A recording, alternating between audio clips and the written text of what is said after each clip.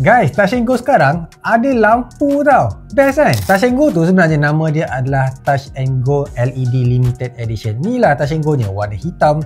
Belakang pun tak ada apa-apa. Cuma dia ada grafik lampu dekat sini. Bila korang lekatkan dekat phone, dia akan menyala warna kuning. Bila korang lekatkan dekat iPhone, dia almost tak menyala. So dekat situ ada kelemahan lah between Android dan juga iPhone bila korang sentuhkan Touch 'n Go LED ni. So apa advantage Touch 'n Go LED?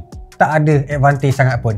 Kalau buat transaction, dia akan menyala ke? Dia akan menyala setiap kali korang sentuh NFC dekat sini tanpa buat pembayaran langsung tau. So tak perlu nak register app, tak perlu nak buat sesuatu pembayaran, tak perlu nak sentuh dekat mana-mana tempat. So dia akan menyala once dia ada terminal yang cukup powerful untuk nyalakan lampu. So kena ada features wireless charging lah dekat telefon ni untuk aktifkan lampu tu. Tak, mana-mana device yang tak ada support pun wireless charging still akan menyala bila korang tap dekat belakang.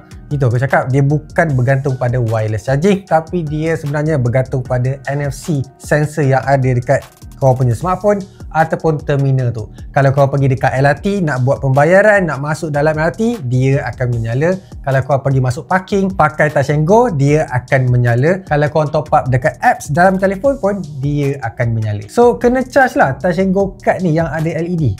Tak, dia tak ada bateri, so dia boleh kena air, tak ada masalah. So korang tak perlu nak fikir nak kena charge satu lagi benda. Berita buruk dekat sini, kalau korang pengguna Android boleh pakai macam biasa je. Tengok dia sentiasa menyala tau.